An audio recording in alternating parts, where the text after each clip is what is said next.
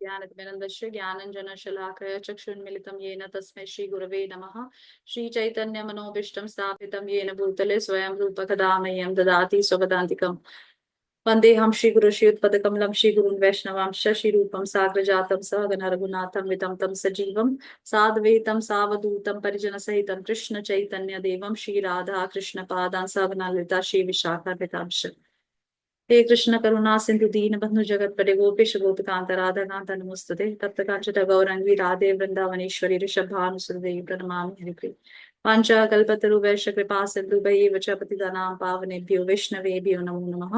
कृष्ण चैतन्य प्रभु नित्यानंद श्री अद्वैत गदाधर श्रीवासादि गौर भक्त वृंद हरे Krishna Krishna Krishna Hare Hare Hare Ram Ram Ram Hare Hare.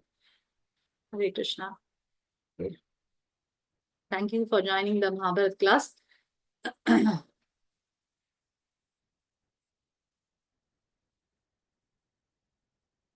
Okay, so we are in the midst of a very, very wonderful story, very inspiring, very informative, very giving a lot of teachings. बहुत सारे शिक्षाएं हमें प्राप्त हो रही इन सब स्टोरीज से।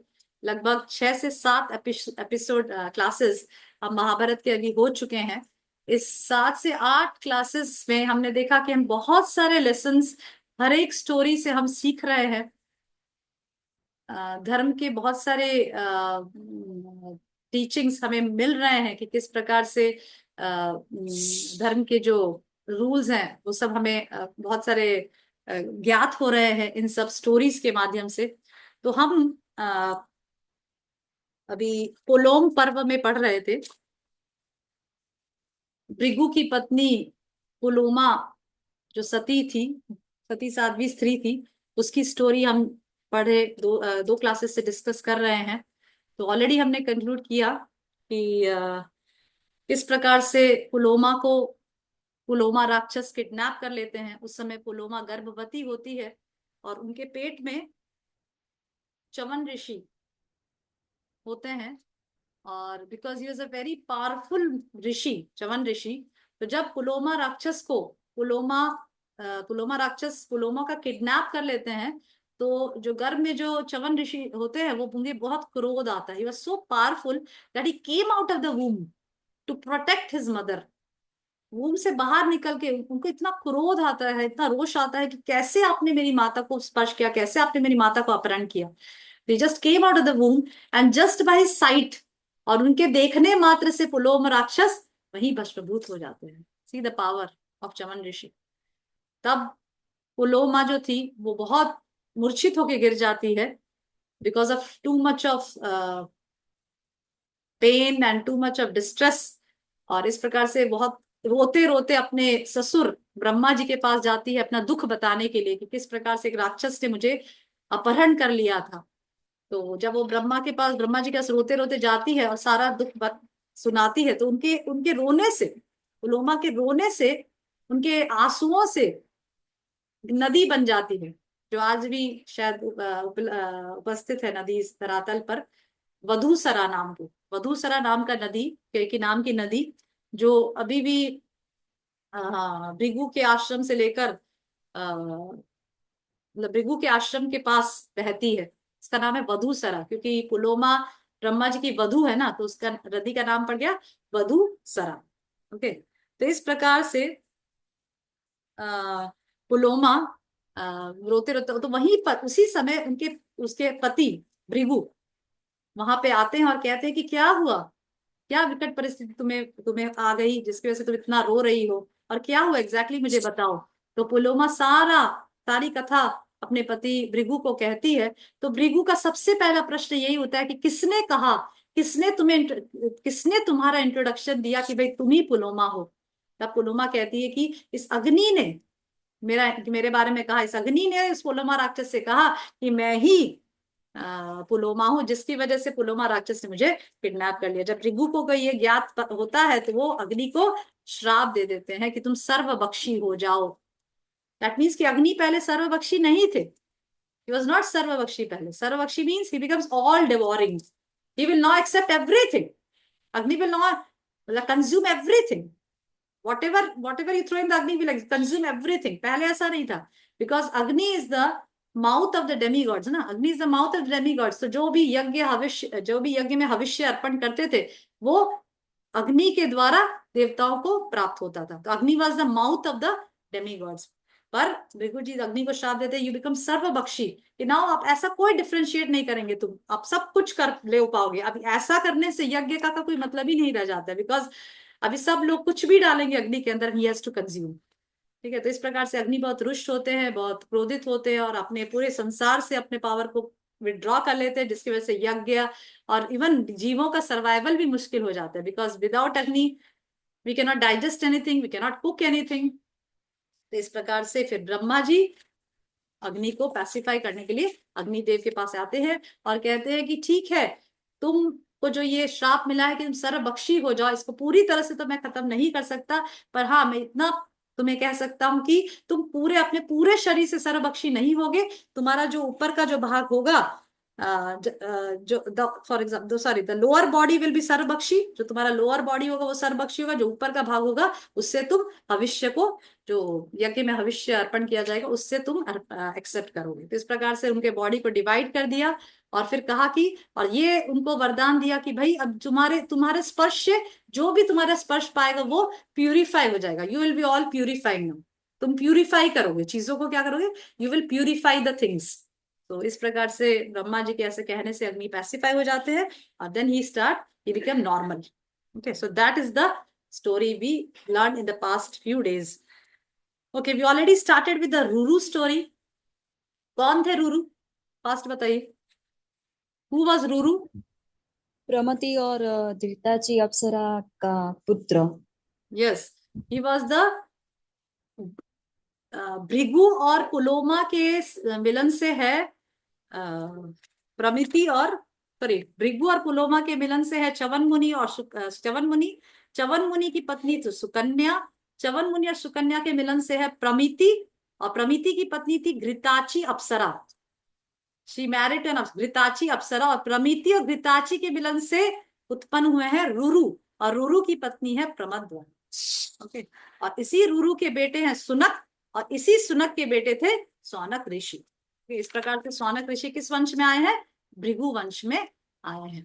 तो इस प्रकार से, तो अभी सौनक ऋषि को क्वेश्चन हुआ कि अभी आप मुझे रुरु की कथा सुनाइए, रुरु और प्रमद्वरा की कथा सुनाइए। तो वहां से वृषभाजी जी रुरु और प्रमद्वरा की कथा सुनाना शुरू किए। I hope everybody is getting, there is no confusion in the story. Rachna Madhuri, clear? और तो कोई दिखाई नहीं दे रहा, इसलिए जस्ट आस्किंग रचना माधुरी, रचना माधुरी दिखाई दे रही। Every see you are clear with the story, just show this thumbs up. Thumbs up means this robot hand, you are clear. Okay, जी mother. yes, okay. So now Ruru और प्रमद्वरा की स्टोरी से इस प्रकार चलती है कि एक ऋषि थे, जिसको एक ऋषि थे, उनका नाम था स्थूलकेश। स्थूलकेश नाम के एक ऋषि थे, बहुत ही धर्मात्मा, बहुत ही स्ट्रिक्ट ऋषि थे, तपस्वी, he was a very staunch rishi. तो स्थूलकेश नाम के ऋषि थे। तो वह जब ऋषि आश्रम में अपना रहते थे, उन्हीं के कंटेम्प्ररी थे गंधर्व विश्ववासु। जो गंधर्व विश्ववासु थे वो मेनका, गंधर्व विश्ववासु और मेनका के मिलन से एक कन्या उत्पन्न हुई। पर जिस प्रकार से हमने पढ़ा है शकुंतला की स्टोरी में भी कि विश्वामित्र और मेनका के मिलन से भी कन्या उत्पन्न हुई थी, जिसको मेनका वहीं जंगल में छोड़कर चली जाती है, क्योंकि अप्सराएं are not meant to be mothers, they are not meant to take any responsibility. अप्सराएं कोई रिस्पॉन्सिबिलिटी लेने के लिए नहीं बनी है, दे जस्ट टू फॉर भोग विलास, बिकॉज स्वर्ग भूमि इज जस्ट फॉर भोग, इट्स अ भोग भूमि। स्वर्ग भूमि इज फॉर भोग भूमि, जस्ट फॉर एंजॉयमेंट। पर पृथ्वी इज नॉट अ भोग भूमि, पृथ्वी इज अ कर्म भूमि। Here we get the consequences of our Karma. यहाँ पे हम कर्म करते हैं, उसके रिजल्ट भोगते हैं, बीज बोते हैं और उसका फल प्राप्त करते हैं। ये कर्म भूमि है, वो भोग भूमि है। इसीलिए वहां पे कोई माता पिता भाई बंधु इस प्रकार का कुछ रिलेशनशिप नहीं चलता है, बस ओनली एंजॉय। ओके, तो इस प्रकार से विश्वासु और मेनका के मिलन से एक कन्या उत्पन्न हुई, जिसको मेनका स्थूलकेश के आश्रम के पास छोड़कर नदी के तट के किनारे छोड़कर चली गई। तो भाई स्थूलकेश नदी के स्थूलकेश जो ऋषि है वो नदी के तट के किनारे आए, स्नान वगैरह करने, देखे कन्या रो रही है। स्थूलकेश को बहुत दया आई, उन्होंने तुरंत ही उस कन्या को उठाया और अपने आश्रम लेकर चले गए। और देखा कि वो कन्या बहुत बहुत सुंदर है। She is very, of course Menaka की बेटी है तो सुंदर ही होगी, बहुत सुंदर होगी। अप्सरा की बेटी भाई, इतनी सुंदर अप्सराएं, so beautiful, they are far far beautiful than the miss universe और miss world of this, the whole universe. Miss world miss universes जो कंटेस्ट है उससे तो बहुत बहुत, शायद हजारों time they are far more beautiful.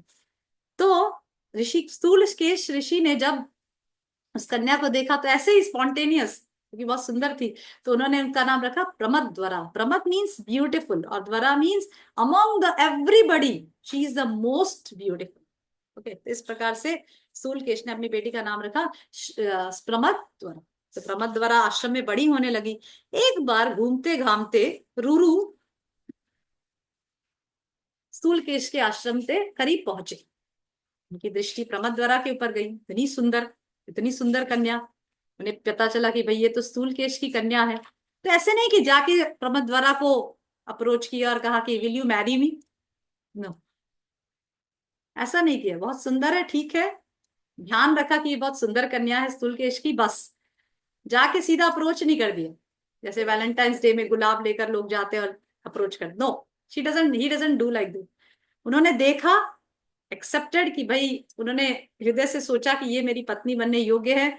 और जैसे मैंने पिछली क्लास में बताया था कि सिर्फ वो शारीरिक दृष्टिकोण से ही सुंदर नहीं थी, ऐसा नहीं कि यहाँ पे सिर्फ ऐसा लिखा कि बहुत शारीरिक दृष्टिकोण से सुंदर थी।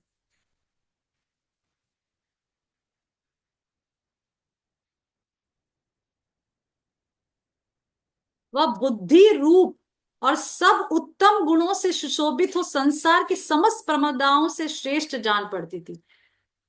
सिर्फ रूप से नहीं, बुद्धि रूप और सब उत्तम गुणों से सुशोभित थी।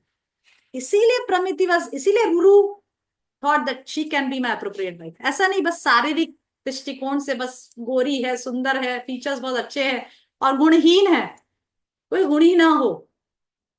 आज के जमाने में गुण को कोई परवाह नहीं करता, एवरीबडी लुक्स एक्सटर्नल अपीयरेंस। गुण हो ना हो, सुंदर होना चाहिए। सुंदर है तो सब कुछ है, but they don't think even कि भाई सुंदरता तो चली जाएगी, गुण ही रह जाएगा। Okay, so that's why previously marriage doesn't, आप देखेंगे पहले की शादियों में और आज की शादियों में बहुत जमीन आसमान का अंतर है। पहले की शादियों में लड़का लड़की को कभी देखता ही नहीं था।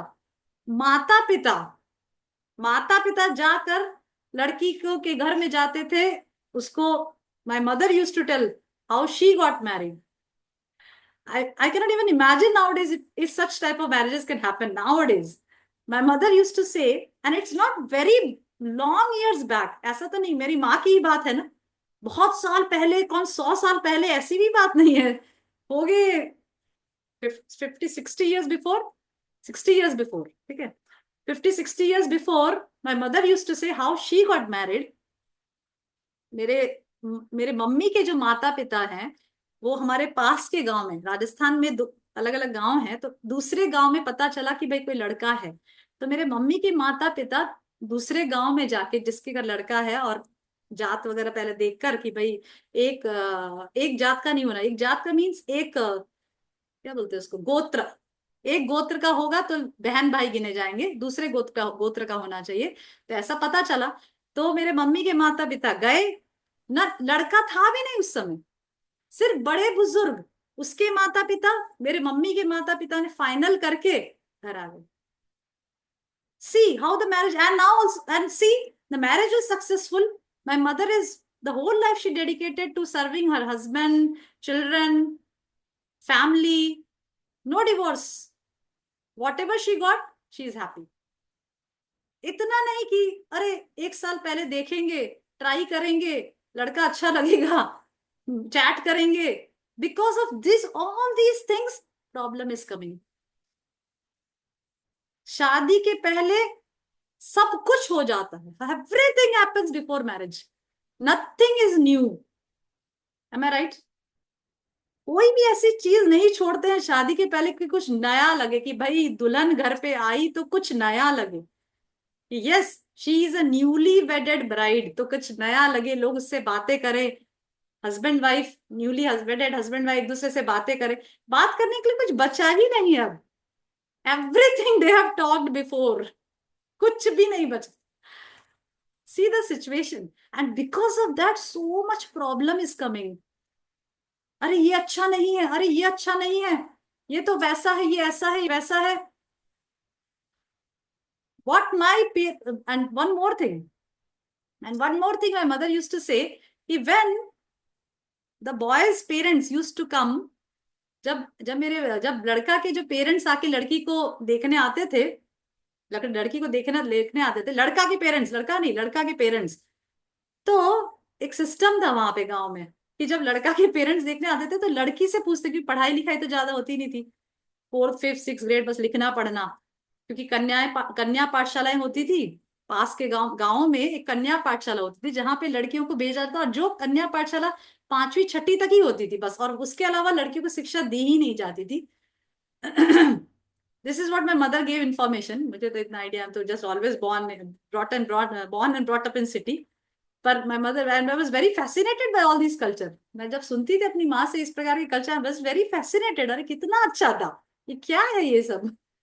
So and one more thing my mother says, कि जब लड़का के घर में लड़की आते थे, लड़का वाले जब लड़की घर में आते थे तो लड़की से बोलते थे, लड़की जब देखने आते तो बोलते थे कि तू मुझे ग्रंथों में से श्लोक बोल। मतलब उनके जो ग्रंथ है, जैसे हम लोग जैन हैं तो जैन ग्रंथ, जैन के ग्रंथ होते हैं कुछ कुछ, जिनवाणी और ऐसा सब, मुझे आई don't know much about that, पर जिनवाणी शायद दैट वाज द ग्रंथ ऑफ जैन। तो मम्मी से पूछते थे कि भाई तू जिनवाणी में से कुछ सुना। And my mother use to recite all the verses, all the shlokas, all the meaning. तो सास ससुर कहते हाँ this is the right bride, why, because हम जब बूढ़े हो जाएंगे, हम तो ये हमारी जो बहू है वो हमें ये सब सुनाया करेगी। मृत्यु के समय जब पास हमसे चला फिरा नहीं जाएगा, तो ये जो बहू लाए हैं वो हमें सोए सोए ये सब मंत्रों को सुनाएगी, हमें कुछ अच्छी बातें सिख बताएगी, हम इस प्रकार से सुन पाएंगे। This is what the thing they use to think about, they use to consider. मतलब बहू देखने से कंसिडर ये होता था कि भाई इसको कितने शास्त्रों का ज्ञान है। And now what they ask, entirely different। She doesn't know how to cook, she doesn't want to do all the household activities, she only wants to go out, some or other she wants to go out and just spend the money of the husband। वो बाहर जाना चाहती है, घूमने फिरना चाहती है, husband को हैरेस करती रहती है, चलो घुमाने चलो, यहाँ ले चलो, ये शॉपिंग मॉल्स, ये वो। This is how the husband she this is how the wives used to suck the blood of the husband। The whole world has changed now। this can hmm, this all requires a proper training of the girls। लड़कियों के लिए proper training बहुत जरूरी है। सभी माताओं का फर्ज है, हम सभी इस्कॉन डिवोटीज जो हैं उनका फर्ज है कि हम जो भी लड़कियां हमारे आसपास है या हमारी खुद की जो लड़कियां हैं उनको हम प्रॉपर ट्रेन करें, शास्त्रिक ट्रेन करें उनको। क्या उनकी ड्यूटीज है, क्या उनके धर्म है, वो उनको ज्ञात कराएं, उनको प्रॉपरली ट्रेन करें कि ससुराल में किस प्रकार से तुम्हें किस एटीट्यूड से रहना है। This is very important now days. That is a practical problem that we are facing actually now days. इतने सारे डिवोर्स हर घर में हर जगह जगह सुनने को मिलता है, extra marital affairs, it's become an common scenario, पूरा समाज में एक कॉमन एक सिनेरियो जैसा होता जा रहा है। We should do something. हम अपने चेष्टाओं से, हमारे पास जितनी शक्ति है, हम लोगों को, लड़कियों को स्पेशली बहुत ट्रेनिंग देना चाहिए, because they are creating the future generation. एक बहुत बड़ी ड्यूटी है actually, they are creating the future generation ना। फ्यूचर जो जनरेशन जो समाज को बनाएगी, उसको उसका निर्माण कौन करेगा, उसको फ्रेम कौन करेगा? मदर्स। अगर मदर्स ही बेटी को बोलेगी जा बेटी तू जाके खुद ही ढूंढ ले, तू जो करना है कर, this is how she will train the girl, तो definitely she will do whatever she wants. Okay, so this is a very great responsibility actually. हम सोचते हैं अरे who are you, somebody ask आप क्या करते हैं, मैं हाउस वाइफ हूं। बस, you are only housewife, और आप कुछ नहीं करती, this is what the society thinks. Housewife is useless. The housewife is not useless. She has a great responsibility to bring the sons, bring the children, bring her girl. एक लड़की को बड़ा करना, एक लड़के को पालन करना, एक परिवार को कृष्णा कॉन्शियस चलाना, isn't it a big responsibility? It's a big responsibility. पैसा तो पूरा समाज ही कमा लेगा, हस्बैंड ही कमा लेंगे, बहुत दुनिया कमा रही है. What is the big thing about this? The big thing is, अगर आप एक जीव या अपने जो भी भगवान ने जो आपको जीव आपके पास दिए हैं उसको कृष्णा कॉन्शियस बनाइए, उसको भगवान का भक्त बनाइए, उसको भक्ति में लगाइए, उसको अपना जीवन परफेक्ट करने के लिए उसको मौका दीजिए. That is the big responsibility. That is what the mothers have to do. Take the pain. इसमें बहुत पेन लेना पड़ता है ना. जैसे आजकल मैंने देखा कई माता ऐसे बोलती है, छोटा बच्चा होता है, अरे जल्दी नर्सरी में डाल दो ना तो थोड़ा सा राहत लगे घर में. चे चे चे चे क्या है. They don't want to take the pain actually. मुझे भी बहुत प्रॉब्लम, मुझे याद है जब छोटे बच्चे मेरे थे, दोनों लड़के, बहुत प्रॉब्लम होती थी. 24 hours never used to eat my prasadam, take my prasad, sleep, go out, because 24 hours the children used to do something or the other, something or the other. But fortunately I never think of just getting bereft of them. मैं ऐसा कभी नहीं सोचती अरे ये कब छूटे, कब जाए यहां से. No, I never used to think about this. They are part of my life. उनको मैं अपने जीवन का पार्ट ही समझती थी कि हाँ ये ऐसा ही चलेगा, यही मेरा कृष्णा कॉन्शियस जीवन है. इनको बड़ा करना, इनको भक्ति में लगाना, इनको भक्ति सिखाना, यही मेरा भक्ति में जीवन है. This is my life. ऐसा नहीं कि my life is different from them, ये अलग है, मेरा भक्ति में जीवन अलग है. नहीं, यही भक्ति है. इनको प्रचार करना, इनको भक्त बनाना, यही भक्ति है. If all the mothers used to think like this, there would be no problem. But problem is, I have to go for big distribution. I have to do this seva. I have to do that seva. अरे बेटा तू mobile phone कर, तू थोड़ा scroll कर mobile में, थोड़ा सेवा करके आती. अरे भाई यही तो सेवा. Why are you leaving this service? This is the biggest service. Krishna will not be pleased by this. अगर कोई दूसरी सेवा करने के चलते अगर आप अपने बच्चों को मोबाइल एडिक्ट बना रहे हो, टीवी एडिक्ट बना रहे हो, या उनको किसी असत्संग में डाल रहे हो, तो Krishna will not be pleased by your service. Krishna will be pleased when you are doing that service which Krishna has given you directly. ये जो जीव को जो आपने भगवान ने दे रखा है, वो तो कृष्णा ने डायरेक्टली आपको सेवा दे रखी. कई माताएं कहती है मुझे तो कोई सेवा नहीं है मंदिर में. अरे ये है ना, दिस इज द सर्विस. बच्चे को कृष्णा कॉन्शियस वे में बड़ा करना, isn't it a big service? This is the big service. Okay, so we have to understand Krishna consciousness in a wider way. Krishna भक्ति सिर्फ मंदिर में जाकर सेवा करना ही नहीं है, कृष्ण भक्ति घर में भी है. बच्चे को बड़ा करना, फैमिली को कृष्णा कॉन्शियस रखना, घर में अच्छा atmosphere banana, that is also सेवा ना, दैट इज ऑल्सो भक्ति only. Okay okay Okay, so come to the story. Okay, so Ruru Pramadvara से को देखा, बहुत आकर्षित हुए, अपने अपने पिता के पास गए, प्रमिति के पास गए और सारी बात बताई कि मैंने आज स्थूलकेश के आश्रम में प्रमद्वरा को देखा और I just want her to be my wife. Okay, Pramiti said okay. तो प्रमिति दूसरे दिन स्थूलकेश के आश्रम में गए और स्थूलकेश को कहा कि मेरा जो बेटा है रूरू, वो आपकी बेटी प्रमद्वरा से विवाह करना चाहता है. स्थूलकेश वॉज वेरी हैप्पी क्योंकि they are all very righteous kings. ये सभी धार्मिक राजा हैं, धर्म को मानने वाले हैं, धर्म को सदैव फॉलो करते हैं और कभी धर्म से च्युत नहीं होते. तो स्थूलकेश वॉज वेरी हैप्पी और कहा कि ओके, मैं आपको वाकदान देता हूँ. वाकदान means by words I promise you, by words I promise that I will give Pramadvara to Ruru only. मैं प्रमद्वरा के विवाह रूरू से ही करूंगा. ये मैं वाकदान, there is something called वाकदान. वाकदान मतलब प्रॉमिस. प्रॉमिस कर दिया कि भाई मैं अपनी बेटी की शादी आपके साथ ही करूंगा. This was his promise. Okay, done. Promise was done. शादी पक्की हो जाती है प्रमद्वरा रूरू की. But now something ऐसा होता है ना फिल्म मूवी में, twist comes, twist. Similarly, in the Mahabharata story also, so many twist comes. So twist happened कि प्रमद्वरा एक दिन अपनी सखियों के साथ वन में जाती है। छोटी बालिका ही है ना। Pramodara was a small girl. Small girl means may be 11 or 12 years old. तो she use to play with her friends. छोटी बच्ची है, कन्या है, खेलेगी कूदेगी, तो खेलने के लिए चल जाती है वन में। जब वो वन में जाती है, एक भयंकर सांप उसे डस लेता है, प्रमोदवरा को। And at that very moment she died. There comes the twist of the story. ऐसे फिल्मी मूवीज में भी होता है ना, एक हीरो होता है, हीरोइन होती है, पर हीरोइन किसी कारण से मर जाती है या गुम जाती है, समथिंग लाइक दैट। उसी तरह से यहाँ पे भी महाभारत की stories is like a film story only. तो Pramodvara, she was bitten by a snake, और प्रमोदवरा मर जाती है। उसकी उसकी इतनी सुंदरता एक क्षण में खत्म हो जाती है। स्नेक के डसने से, सांप के डसने से प्रमोदवरा जो इतनी सुंदर होती है, उसकी सब अंग कांति, सब तेज खत्म हो जाता है, और वो एक,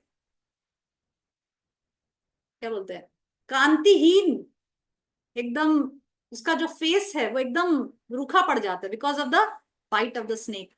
और वो एकदम पूरा जमीन पे गिर जाती है और मृत्यु हो जाती है उसकी। She died. ये न्यूज मिलता है रुरु को।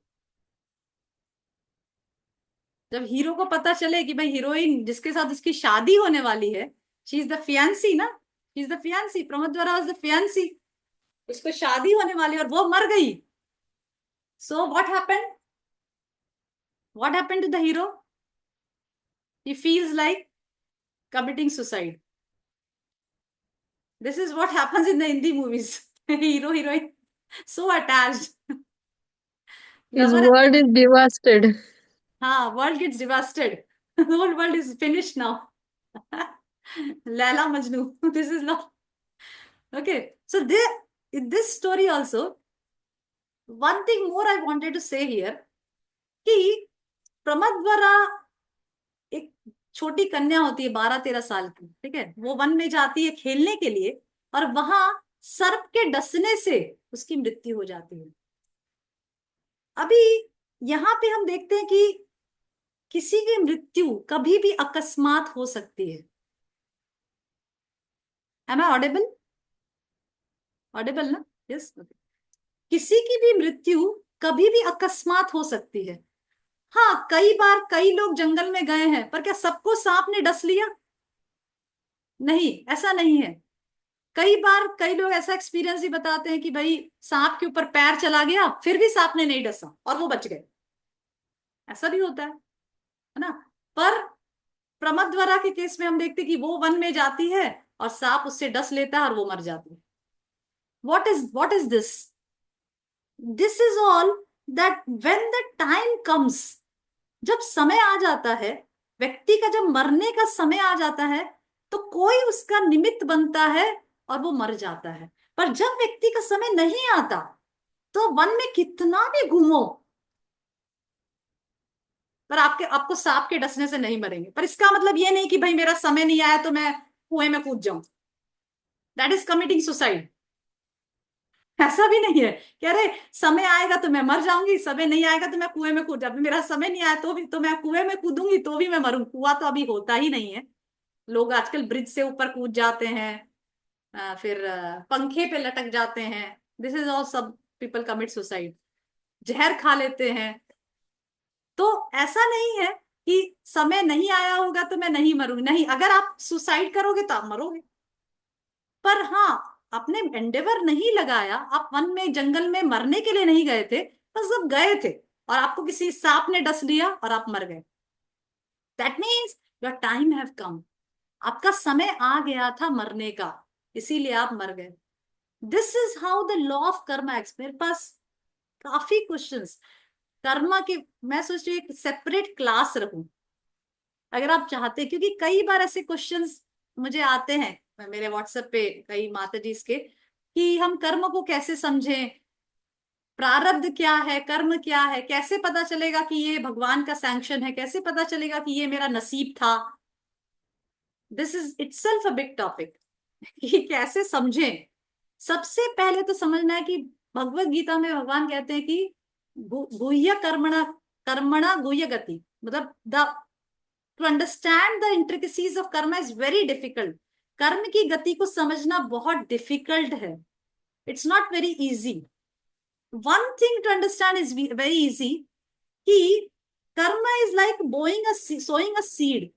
जिस प्रकार का बीज आप बोओगे, अगर आपने आम का बीज बोया तो आम के फल ही प्राप्त होंगे। अगर आपने जहरीले बीज बोए हैं तो जहरीला फल ही मिलेगा, जहरीला पेड़ ही आएगा। सेम इज द विथ कर्म ओनली।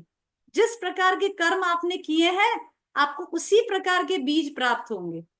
कर्म is like that only. It's like for every action there is an equal and opposite reaction. हर एक्शन का इक्वल एंड अपोजिट रिएक्शन। जो भी कर्म आप करोगे उसका आपको इक्वल एंड अपोजिट रिएक्शन इस जन्म में, अगले जन्म में, जन्मों जन्मांतर में मिलेगा ही। It's definitely you will get that. Okay, whatever situation we are in, हमें जो सिचुएशन इस जन्म में प्राप्त हुई है, ध्यान से सुनिए, सिचुएशंस आर प्रीडिस्टिन्ड। सिचुएशंस हमारे प्रारब्ध से मिलता है। जैसे हमारा जन्म, हमारा ऐश्वर्य, हमारी सुंदरता, ये सब हमारे प्रारब्ध, हमारा एजुकेशन, ये सब हमारे प्रारब्ध से प्राप्त होता है। पर ये सब प्राप्त होने के बाद हम किस प्रकार से उसके साथ रिएक्ट करेंगे, कैसे उसको यूज करेंगे, वो हमारा फ्री विल है। Okay, I think I will take a separate class. It's a big topic actually, पूरा स्टोरी से डिविएट होके जाना पड़ेगा। यस रचना माता जी, I think I will take a next class. Next Friday, I will take a class on karma only. Karma, प्रारब्ध, how they are acting on us, और हमें किस प्रकार से इसको देखना है। जैसे कई लोग बोलते हैं, अरे इतना अच्छा व्यक्ति था फिर भी इतना खराब हुआ, इतने अच्छे काम करता था, कितना अच्छा था, कितना अच्छा स्वभाव था, फिर भी उसके साथ इतना बुरा हुआ। How to understand all these things, कैसे समझे शास्त्रों के दृष्टिकोण से ये सब, है ना। हमें कोई पूछ ले क्या क्या बताता है आपका शास्त्र है, इस सब चीजों में आपका शास्त्र क्या बताता है, we should know how to clarify. हमें पता होना चाहिए किस प्रकार से इसको जवाब देना है। Okay, so we'll definitely have a topic relating to this. Do you agree, all of you agree with this? जी माता जी। यस, यस ओके, माता जी। यस, क्योंकि ये चीजें कर्म के जो इंट्रिकेसीज है, थोड़ा इतना समझना तो आसान नहीं है, पर थोड़ा समझना जरूरी है। क्योंकि हमें कोई भी प्रश्न पूछ सकता है कि भाई ये कैसे चलता है, कैसे काम करता है, क्या चीज हमारे प्रारब्ध से मिलती है और क्या चीज कर्मों से मिल रहा है। We should be clear with this. Okay, तो हम लोग इस स्टोरी पे इतना ज्यादा डिविएट नहीं होंगे। हम इस स्टोरी में इतना देखें कि भाई प्रमद द्वारा वन में जाती है और क्योंकि उसका समय आ चुका है, इसीलिए सांप के डसने से उसकी मृत्यु हो जाती है। अभी जब रूरू को ये न्यूज मिलता है तो Ruru was devastated, completely distressed, completely disappointed, very sad, बहुत दुखी होते हैं कंप्लीटली कि मेरी जो होने वाली पत्नी थी, इतनी सद्गुणी थी, इतनी सुंदर थी, इतनी सुशील थी, उसकी मृत्यु सांप के डसने से हो गई। तो रूरू तुरंत ही उस स्थान पर पहुंचते हैं और कहते हैं, क्या कहते हैं रूरू? कृष्णो विष्णु ऋषिकेश लोकेश असुर वेद विद्यसी यदि मे निश्चला भक्तिर मम जीवतु सा प्रिया। कहते हैं, रूरू कहते हैं, यदि पापी असुरों का नाश करने वाले इंद्रियों के स्वामी जगदीश्वर एवं सर्वव्यापी भगवान श्री कृष्ण में मेरी अविचल भक्ति हो तो यह कल्याणी प्रमद द्वारा जी उठे। यदि मैंने दान दिया हो, तपस्या की हो अथवा गुरुजनों की भली भांति आराधना की हो तो उसके पुण्य से मेरी प्रिया जीवित हो जाए। इस प्रकार से रूरू कहते हैं और कंटिन्यूअसली कहते कहते विलाप करते रहते हैं, रोते रोते रोते रोते ये सब वाक्य कहते हैं। परंतु उसी समय जब ये इस प्रकार से विलाप करते हैं, दुखी हो के कहते हैं, तो एक देवदूत वहां पर आकर रूरू से कहते हैं, क्या कहते हैं? कि तुम दुख से व्याकुल हो, अपनी वाणी द्वारा जो कुछ कहते हो सब व्यर्थ है। Whatever you are saying is useless. क्यों? क्योंकि प्रमद्वरा की आयु समाप्त हो चुकी है। प्रमद्वरा कौन है? प्रमद्वरा गंधर्व विश्वासु और मेनका की पुत्री है ना, वो साधारण नहीं है। उसकी जितनी आयु इस भूतल, धरातल पे लिखी थी, वो समाप्त हो चुकी है। तुम्हारे ये सब कहना बेकार है। It's useless now, don't say all this things. जब किसी की आयु ही समाप्त हो गई है तो ये सब कहने का क्या मतलब है? Don't say all this things, it's useless. Ruru कहते हैं कि प्लीज मुझे कोई तरकीब बताओ कि मैं प्रमद्वरा को जीवित कर सकूं। अब देवदूत कहते हैं कि हाँ, एक उपाय है। क्या उपाय है? तुम उस कन्या के लिए अपनी आधी आयु दे दो। ऐसा करने से तुम्हारी भार्या प्रमद्वरा जी उठेगी। दैट इज द सोल्यूशन, कि अगर तुम अपनी आधी आयु अपनी पत्नी को दे दो तो जी उठेगी। See when we hear this story, ऐसा नहीं कह रहे संसार में बहुत लोगों की पत्नी जब जवानी अवस्था में मर गई तो वो भी बोले ठीक है मैं अपनी आधी आयु अपनी पत्नी को दे तो वो भी जी उठेगी। No no no, this is not we are going to, we are learning from this story. कुछ ऐसे चीजें हम महाभारत में देखते हैं जो हम अपने प्रैक्टिकल जीवन में नहीं उतार पाएंगे। These are all exceptional examples. जैसे द्रौपदी का है, एक्सेप्शनल एग्जाम्पल्स। वो हमारे प्रैक्टिकल जीवन में अनुसरण करने के लिए नहीं है कि भाई प्रैक्टिकली हम भी, द्रौपदी ने 5 पति बनाए, हम भी 5 बना लेते हैं। रूरू ने भी अपनी पत्नी को आधी आयु देकर जीवित कर लिया, मैं भी अपनी पत्नी या पति को आधी आयु देकर जीवित कर लूंगी। It doesn't work like this. Some things in Mahabharata are क्या बोलते, exceptional, that we cannot follow, that we cannot follow these things. Okay, so Ruru से कहा, जब देवदूत ने रूरू से कहा कि तुम अपनी आधी आयु दे दो, तब रूरू को ज्ञात हुआ कि हाँ, ऐसे भी रूरू की आयु, किसी ज्योतिष ने बताया कि उनकी बहुत लंबी आयु है।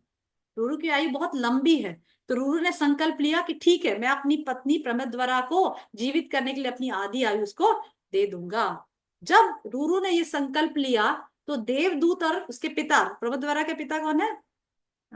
विश्वासु, गंधर्व विश्वासु यमराज के पास गए। सैंक्शन लेना पड़ेगा ना, they have to take sanction from Yamraj कि भाई ऐसा हुआ है, please give sanction, please put a stamp कि भाई आप सैंक्शन दे रहे हो तभी तो प्रमद्वरा जीवित होगी। तो यमराज के पास गए और सारी बात सुनाई। तब यमराज ने कहा कि ठीक है, Yamraj was agreeable to this condition कि भाई ठीक है, अगर रूरू और देव, क्योंकि see we have to understand कि प्रमद्वरा साधारण स्त्री नहीं है, वो मेनका की पुत्री है। She was the daughter of Gandharva and Apsara. We are not daughters and sons of Gandharvas and Apsaras. We are just simple beings. हम लोग कोई गंधर्व और अप्सरा के पुत्र पुत्रियां नहीं है। ये तो Pramadvara was a daughter of apsara Menaka and Gandharva Vishvavasu. ठीक है, तो जब यमराज के पास एप्लीकेशन गया तो यमराज सैंक्शन और प्रमद्वरा जीवित हो गई। Pramadvara got his life back.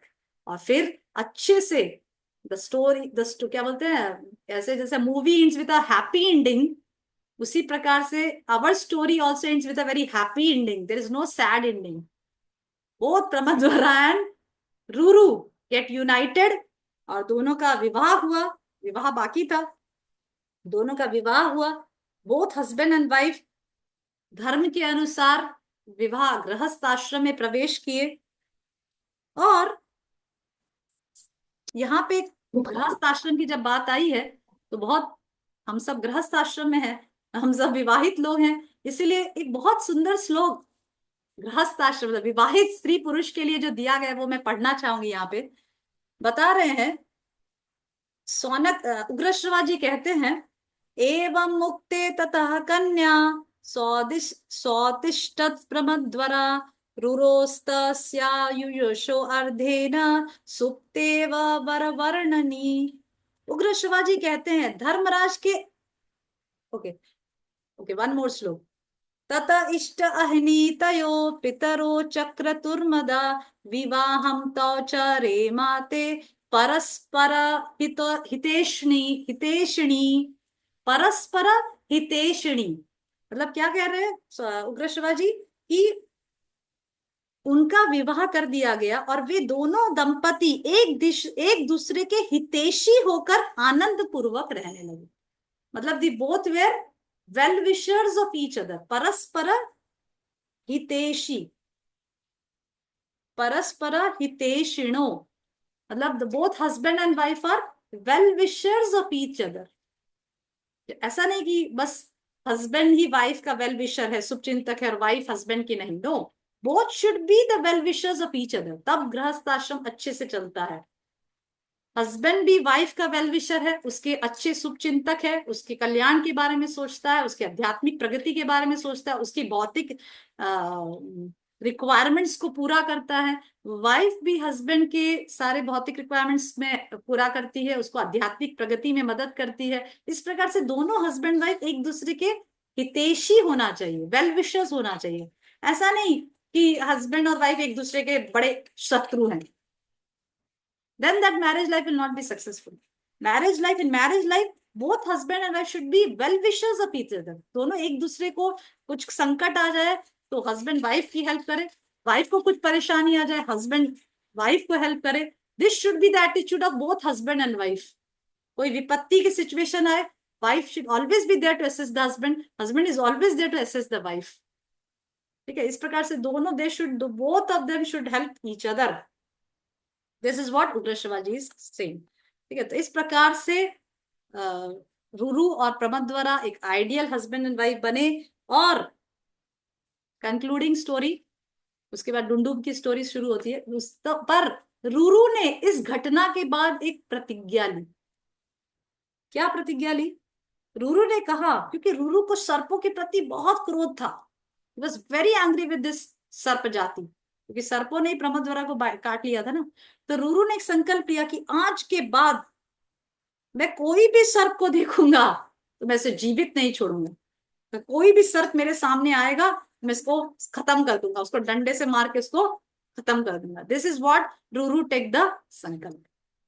Okay, तो यहाँ पे फिर अगले क्लास की जो स्टोरी है उसको मैं यहाँ पे स्टार्ट करके जाती हूँ, बिगनिंग करके जाती हूँ, ताकि आप लोग उसको सुनने के लिए, और व्हाट हैपेंड नेक्स्ट। फिर एक दिन रुरु ऐसे ही वन में जाते हैं, वन में घूम रहे होते हैं, तो उनकी दृष्टि एक डुंडुब जाति के सर्प के ऊपर पड़ती है। डुंडुब, डुंडुब एक सर्प का जाति, ऐसे अलग अलग सर्पों के जाति होते हैं ना, जैसे कोबरा, फिर केरेट, फिर और भी डिफरेंट जाति, different species of snakes are there. I don't know much species, पर there are so many species of snakes. कुछ स्नेक जहरीले होते हैं, कुछ स्नेक काटने पर भी कुछ नहीं होता। तो डुंडुब जाति का जो सर्प होता है, जनरली कहा जाता है कि वो एकदम ही जहरीले नहीं होते, दे आर कंटायरली हार्मलेस। वो किसी को डसते भी नहीं है, किसी को मारते भी नहीं है, वो सिर्फ जाते हैं इधर उधर, पर किसी किसी मनुष्य को काटते नहीं है। दिस इज द डुंडुब जाति ऑफ सर्प। तो एक डुंडुब जाति का बूढ़ा सर्प वन में दिखा, तो रुरु ने तुरंत अपना डंडा निकाला उसको मारने के लिए। जैसे ही रुरु ने डुंडुब, क्योंकि उसने प्रतिज्ञा ली है जैसे ही वो किसी सर्प को देखेगा तुरंत उसको मारेगा, तो जब रुरु ने वो डुंडुब जाति के सर्प को मारने के लिए डंडा होता, तुरंत वो सर्प ने कहा कि अरे मुझे क्यों मार रहे हो, मुझे, मैंने तुम्हारा क्या बिगाड़ा है, what wrong I have done, मैंने तो तुम्हें कुछ भी नहीं किया ना, तो मैंने तुम्हें डसा, तुम मुझे क्यों मार रहे हो। Okay, this is what's the time now, what is the time now माता जी? 5:30 माताजी। 5:30. Okay, so we have to start the Gita class now. It's an interesting story. How Dundub, जो डुंडुब जाति का जो सर्प था, this itself is a very big, very interesting story, और so many lessons we have to learn from that story. तो definitely हम next class में लेंगे, क्योंकि ये आज तो संभव नहीं है ये स्टोरी फिनिश करना। Okay, so thank you very much. We'll conclude. Next class में ट्राई करेंगे ये वाली स्टोरी के साथ साथ हम लोग वो प्रारब्ध और कर्म और उसके बारे में थोड़ा ज्यादा डिटेल में डिस्कशन करेंगे। So will not take the bhajan that day, हम लोग भजन नहीं लेकर उसी पे डायरेक्ट जाएंगे, पॉइंट पे। Any questions, any comments?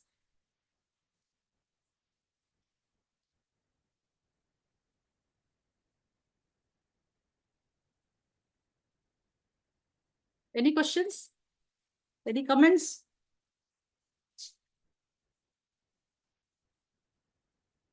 So many things actually there to learn in Mahabharata.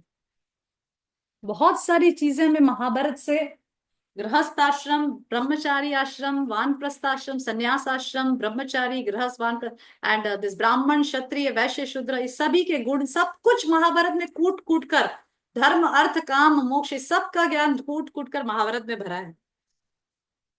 Okay, thank you very much. If you have nobody has question.